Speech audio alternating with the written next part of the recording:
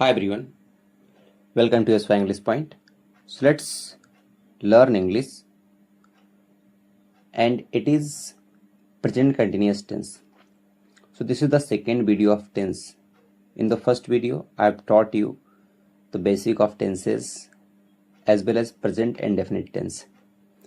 So it is video that is important for the student who are preparing for, you can say, board exam like CBSE, UP board, ICSE board, or any state boards of India, or simply anybody who is preparing for Navodaya exam, or you can say any entrance exam. So let's begin and start and learn it line by line. तो क्या लिखा है? Present continuous tense, यानी tense का मतलब time, continuous का मतलब होता है anything that is in progress, कोई एक्शन जो क्या हो प्रोग्रेस में हो, और प्रेजेंट का मतलब होता है अभी। इसको हम प्रेजेंट प्रोग्रेसिव टेंस के नाम से भी जानते हैं। और प्रेजेंट कंटिन्यूस को पहचानने का सबसे बेस्ट तरीका जानते हैं क्या है? इसमें इज, एम और क्या आता है? आर आता है। उसके बाद जो मेन वर्ब होती है उसमें कौन सा फॉर्म आता है? वर्ब की आईएनजी फॉर्म। तो आप बोलेंगे डिफरेंस क्या है? तो अगर सब्जेक्ट क्या है? आई, सब्जेक्ट क्या होता है? जो वर्क करता है, तो इसके साथ हम क्या लगाते हैं? एम लगाते हैं। अगर सब्जेक्ट है यू, आप बोल सकते हैं वी, या फिर अगर दे है, या फिर कोई प्लूरल है, तो इस केस में हेल्पिंग वर्ब क्या आती है? आर आती है। नेक्स्ट क्या है? अगर सब्जेक्ट है ही, बॉय के लिए आता है, गर्ल्स सी, और एक से अधिक अगर लोग हैं तो उनके लिए नहीं सॉरी, ही हो गया, सी हो गया, उसके बाद इट, कोई नेम है, या फिर कोई चीज जो है सिंगुलर है, मतलब वन है, तो इनके लिए कौन सी हेल्पिंग वर्ब यूज करते हैं? इज यूज करते हैं। तो इसका स्ट्रक्चर आगे दिया गया, हम स्ट्रक्चर को अभी देखेंगे। सबसे पहले देखते हैं इसके यूजेस क्या है, क्योंकि टेंस तो इजी होता है, लेकिन उसका यूजेस देखते हैं कहाँ कहाँ हम इसको यूज कर सकते हैं। तो देखिए लाइन बाय लाइन देखिए, और इस वीडियो के थ्रू भी आप बहुत सारे इंग्लिश सीखेंगे, क्योंकि जितने भी पूरे स्टेटमेंट सब कुछ सब इंग्लिश में ही है, तो इनके थ्रू भी आप इंग्लिश सीखेंगे, क्योंकि मैं हर एक वर्ड को उसकी मीनिंग, प्रोनाउंसिएशन एकदम टू द पॉइंट लेके चलूंगा। तो देखते हैं क्या दिस टेंस, यानी कि ये टेंस इज यूज्ड होता है इन मीन्स में, किसमें? फॉलोइंग तरीके से, फॉलोइंग तरीकों में यूज होता है। पहला यूज क्या है? टू डिस्क्राइब एन एक्शन, एक ऐसे एक्शन को डिस्क्राइब करने के लिए। डिस्क्राइब का मतलब होता है to explain something in detail, किस चीज को डिटेल में बताना, यानी ऐसा action that is in progress, जो कंटिन्यू है, एंड में sure the continuity of the action, या फिर कोई एक्शन की कंटिन्यूटी। तो कोई एक्शन है जो कंटिन्यू है, या फिर कोई एक्शन जो है जो प्रोग्रेस में है, तो ऐसे एक्शन को बताने के लिए कौन सा टेंस यूज करते हैं? Present continuous tense. जैसे कि बोल सकते हैं, अगर मान लीजिए कोई प्रेजेंट की घटना हो, जैसे मान लीजिए कि बोल सकते हैं फायर। आपको पता होगा जो दिल्ली हमारा कैपिटल है, वहाँ पर जो बर्निंग के केसेस है वो डेली आ रहे हैं। तो बोल सकते हैं the capital is burning, Delhi जल रही है। या फिर बोल सकते हैं the supporters of CJP, Cockroach Janata Party, are protesting against the government, specially for the leak of NEET paper, and they are demanding to the education minister that who is Dharmendra Pradhan his resignation. तो बोल रहे हैं कि वो क्या करे? Resign दे। तो ये टेंस कौन सा है? ये एक्शन कौन सा हो रहा है? Present continuous tense. अभी अगर बोलेंगे तो the clock is ticking, clock से टिक टिक की आवाज़ आ रही है। आई एम फीलिंग वार्म, मुझे गर्मी लग रही है। और एग्जाम्पल क्या है? देखिए she is playing tennis, she means वह, देखिए सी के बाद इज आ गया, प्लेइंग मीन्स खेल रही क्या? Tennis. We are watering the plants, हम प्लांट्स को वाटर कर रहे हैं, पानी दे रहे हैं। द क्या आर्टिकल है? प्लांट्स मीन्स पौधे होते हैं। द पैसेंजर्स आर वॉन्डरिंग, वो भटक रहे हैं। टू एंड फ्रो का मतलब होता है आगे और पीछे। सो जो पैसेंजर्स हैं वो क्या कर रहे हैं? आगे पीछे भटक रहे हैं, इधर because I think the train is coming, that's why they are wandering. Next इसका क्या है, एन एक्शन एक ऐसा action that is not happening at the time of speaking, जो बोलते समय नहीं हो रहा बट इज इन प्रोग्रेस, लेकिन उसमें चालू है। जैसे आप ये, जैसे मान लीजिए कि आप कोई पर्सन है और आप मान लीजिए अमेजन के लिए काम कर रहे हैं और आप कहीं पर टहल रहे हैं और आपसे कोई मिल गया, तो वो पूछ ले व्हाट आर यू डूइंग, तो बोलोगे I am working for Amazon, मैं अमेजन के लिए काम कर रहा हूँ। हाँ, उस समय आप नहीं काम कर रहे हैं, लेकिन उस समय कोई एक्शन, एक काम करने का प्रोसेस जारी है। मान लीजिए आप एक स्टूडेंट्स हैं और आप इस समय एक नई लैंग्वेज सीख रहे हैं। Suppose you take admission to learn French language, और आपने अपने दोस्तों के सामने कुछ फ्रेंच एक्सप्रेशन यूज़ किए। तो अगर कोई आपसे पूछ लिया how do you know this language, तो आप क्या बोलेंगे, I am learning this language, I am learning, मैं इस लैंग्वेज को सीख रहा हूँ, I am learning French this days, आजकल। तो कोई एक्शन बोलते समय नहीं चल रहा है, लेकिन उसके आसपास चल रहा है। जैसे he is working in an MNC, वह काम कर रहा है किसमें, एक एमएनसी में, एक मल्टीनेशनल कंपनी में वह काम कर रहा है। तो एमएनसी का मतलब क्या होता है, मल्टीनेशनल कंपनी। आप देखेंगे यहाँ पर एन लग गया, क्योंकि एन क्यों है, ये इंडेफिनिट आर्टिकल है, इसके बाद का जो वर्ड है उसका साउंड कैसा है, वावल, इसीलिए एन लग गया। ही के बाद इज आ गया, क्योंकि ही क्या सिंगुलर है। नेक्स्ट क्या है, I am teaching in A school, मैं एक स्कूल में टीच कर रहा हूँ। आई के साथ एम लगता है, हेल्पिंग वर्ब, मेन वर्ब में एनजी, और कहाँ पर, एक स्कूल में। दे आर स्टडिंग, वे पढ़ रहे हैं।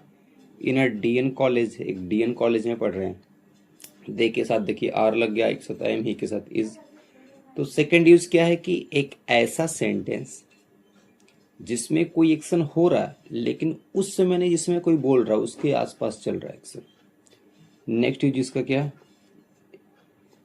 नेक्स्ट यूज ये है कि एन एक्शन एक ऐसा action that has been pre arranged, पहले से उसकी व्यवस्था कर ली गई है। प्री मीन्स पहले, अरेंज्ड मीन्स व्यवस्थित। To take place in the near future, और जो होने वाला है कब, अभी फ्यूचर में ही। जैसे मान लीजिए कि आप बोल रहे हैं कि हम अगले सप्ताह दिल्ली जा रहे हैं, तो बोलो, आप कैसे बोलोगे, मान लीजिए नेक्स्ट वीक का टिकट आपके पास है, यानी कि उसका अरेंजमेंट हो चुका है, प्री अरेंज हो चुका है, तो आप बोलोगे we are going to Delhi, हम दिल्ली जा रहे हैं। यानी कि कोई ऐसा एक्शन जो फ्यूचर में होने वाला तो है, लेकिन उसकी अरेंजमेंट पहले से ही डेट डिसाइडेड हो गई है। तो ऐसे एक्शन को एक्सप्रेस करने के लिए कौन सा टेंस यूज करते हैं, प्रेजेंट कंटिन्यूअस। जैसे the wedding is going to take place on Sunday, जो वेडिंग है वो कब होने वाली है, संडे को, यानी कि इसकी अरेंजमेंट, इसकी डेट पहले से फिक्स्ड की जा चुकी है। I am going to attend the class tomorrow, मैं क्लास को अटेंड करने वाला हूँ, कब, टुमारो, यानी कि I have decided that I will definitely attend the class tomorrow. इसमें एक्शन फ्यूचर में तो होने वाला, लेकिन उसका जो अरेंजमेंट, उसकी प्लानिंग पहले से ही कर ली गई है। तो कोई भी एक्शन जो अभी नियर, बहुत ही जल्द होने वाला है फ्यूचर में, और उसकी प्लानिंग आपने पहले से ही कर ली है, तो वैसे एक्शन को आप एक्सप्रेस करने के लिए you can use the present continuous tense. और लास्ट यूज क्या है, परसिस्टेंट एंड अनडिजायरेबल हैबिट, ऐसी हैबिट जो परसिस्टेंट हो, जो लगातार चलती हुई आ रही हो, और वो क्या हो, अनडिजायरेबल हो, यानी कि वो आप भी नहीं चाह रहे हैं कि वो एक्शन हो। अनडिजायरेबल मतलब क्या होता है, anything that does not happen as per our desire, जो हमारी इच्छा के हिसाब से नहीं होता, उसे हम क्या बोलते हैं, अनडिजायरेबल। तो इसमें क्या होता है, आपको फ्रस्ट्रेशन होता है, इरिटेशन होता है, चिड़चिड़ापन होता है। जैसे मान लीजिए स्पेशली विद द एडवर्ब्स, और ऐसे अनडिजायरेबल एक्शन को इस एक्सप्रेस करने के लिए हम कुछ एडवर्ब यूज करते हैं। कौन सा, जैसे ऑलवेज हो गया, कंटिन्यूअली हो गया, या फिर कॉन्स्टेंटली हो गया। तो देखिए, जैसे मान लीजिए you are running me down, run someone down का मतलब होता है किसी को नीचा दिखाना, या फिर मतलब किसी को डिमोटिवेट करना। तो बोल रहा है you are always running me down, तुम मुझे हमेशा क्या कर रहे हो, नीचे दिखा रहे हो, तुम मुझे हमेशा डिमोटिवेट कर रहे हो। तो यानी कि वो एक्शन क्या है, इसके लिए फ्रस्ट्रेटेड है। दूसरा क्या है, he is gazing at me, वो मुझे गेज कर रहा है, मेरी तरफ देख रहा है, लेकिन कॉन्स्टेंटली मतलब वो देख रहा है, तो इसकी वजह से आपको क्या लग रहा है? अनकंफर्टेबल फील कर रहे हैं आप। वो गेज का मतलब होता है किसी को घूर कर देखना। तो ऐसे एक्शन को एक्सप्रेस करने के लिए कौन से टेंस का यूज करते हैं? Present continuous tense. जैसे नेक्स्ट क्या, अब अगर इसका आप स्ट्रक्चर देखेंगे, देखिए जो पहला स्ट्रक्चर हो क्या? अफर्मेटिव सेंटेंस का। अफर्मेटिव सेंटेंस क्या होता है? आप प्रेजेंट इंडेफिनिट पढ़े हुए हैं। अफर्मेटिव सेंटेंस क्या होता है? ऐसे सेंटेंस जिसमें हम पॉजिटिव इंफॉर्मेशन देते हैं, प्रोवाइड कराते हैं, दैट इज कॉल्ड अफर्मेटिव। और इस केस में अगर सब्जेक्ट क्या है? सिंगुलर, तो क्या लगता है? इज, एम, उसके बाद first form of the verb, उसमें आईएनजी, रिमेनिंग वर्ड। अगर सब्जेक्ट क्या है? प्लूरल है, तो इस केस में आर लग जाएगा, हेल्पिंग वर्ब, फिर first form of the verb, उसमें आईएनजी, उसके बाद rest of the sentence, rest of the word. जैसे I am playing a game, मैं एक गेम खेल रहा हूँ, आई के साथ एम लग गया, एक्शन अभी कंटिन्यू है। She is reading a book, वो एक बुक पढ़ रही है, एक्शन कंटिन्यू है। सी सब्जेक्ट है, इज हेल्पिंग वर्ब है, रीडिंग मेन वर्ब है, ए बुक क्या हो गया? ऑब्जेक्ट हो गया, ए आर्टिकल है, बुक क्या नाउन है। We are going to cinema, हम कहाँ जा रहे हैं? सिनेमा। देखिए गो के बाद हमेशा टू लगता है, we are going to cinema, हम सिनेमा जा रहे हैं, तो वी के बाद क्या लग गया? आर लग गया है। अब सेकेंड इसका स्ट्रक्चर क्या है? सेकेंड है नेगेटिव का। नेगेटिव क्या होता है? ऐसे सेंटेंस जिसमें हम ऐसी इंफॉर्मेशन देते हैं जो पॉजिटिव ना हो, उसमें क्या बोलते हैं? नेगेटिव। जैसे नेगेटिव में भी वही कंसेप्ट है, बस ऐड क्या हो गया है? हेल्पिंग वर्ब और मेन वर्ब के बीच में क्या लग जाता है? नॉट। और नॉट का पार्ट्स ऑफ स्पीच क्या होता है? एडवर्ब होता है। जैसे सब्जेक्ट इज, एम और नॉट, फर्स्ट प्लस वर्ब में क्या होता है? आईएनजी फॉर्म होता है। अगर सब्जेक्ट क्या है? प्लूरल, तो फिर क्या हो जाएगा?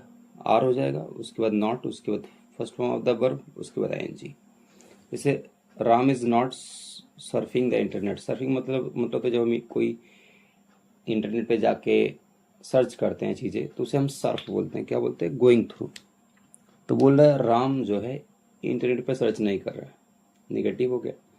दे are not watching a movie, वे एक मूवी को नहीं देख रहे हैं। सब्जेक्ट दे है, फिर आर, नॉट। देखिए अगर आप नॉट का प्लेस देखेंगे तो देखिए नॉट का प्लेस क्या है? हेल्पिंग वर्ब और मेन वर्ब के बीच में। I am not swimming in the water, मैं वाटर में स्विम नहीं कर रहा हूँ। तो ये सभी एग्जाम्पल किसके हैं? प्रेजेंट कंटिन्यूअस के, नेगेटिव टाइप के सेंटेंस के। और नेक्स्ट क्या है? इंटरोगेटिव का। अगर आप देखेंगे इंटरोगेटिव का स्ट्रक्चर प्रेजेंट कंटिन्यूअस के, तो देखिए इंटरोगेटिव में क्या होता है? हेल्पिंग वर्ब कहाँ आती है? सब्जेक्ट के पहले। तो देखिए इज, एम, आर, और डिसाइड किससे होगा? सब्जेक्ट से होगा। उसके बाद क्या आ गया? Subject. Next we have used first form of the verb, then we add ing, and after that remaining word. At the end we put full stop, नहीं, नो क्वेश्चन मार्क।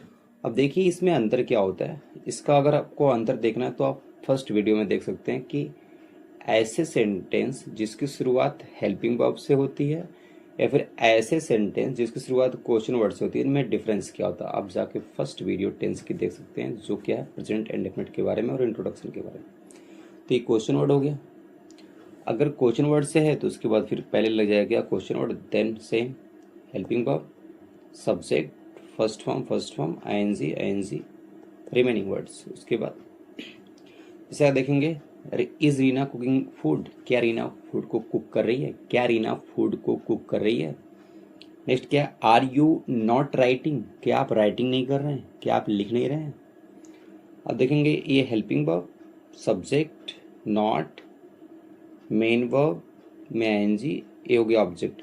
अच्छा सेकंड सेंटेंस को आप देखेंगे तो ये interrogative भी है और क्या है? नेगेटिव भी है। तो एक और स्ट्रक्चर आ गया interrogative plus negative. Interrogative plus negative में क्या होता है? सब्जेक्ट के बाद अगर नॉट लगा देंगे तो वही इंटेरोगेटिव क्या बन जाता है? नेगेटिव बन जाता है। जैसे what is Reena doing here, अब यहाँ पूछ रहा रीना क्या कर रही है, तो यहाँ हमें व्हाट का जवाब देना पड़ेगा। विच न्यूज़पेपर आर यू बाइंग, तुम कौन सा न्यूज़पेपर खरीद रहे हो? देखिए जो हेल्पिंग वर्ब आई है किसके हिसाब से आई है? यू के हिसाब से आया है। यहाँ पर हेल्पिंग वर्ब जो इज आया है किसके हिसाब से आया है? रीना के हिसाब से आया है। Why was the camel not drinking water, जो कैमल है वो वाटर ड्रिंक क्यों नहीं कर रहा? यहाँ हमें बताना पड़ेगा रीजन, हो सकता है बेचारा बीमार हो। So that's all, keep learning and keep growing. For more, you can visit my channel, that is SY English Point. That's all. Thank you.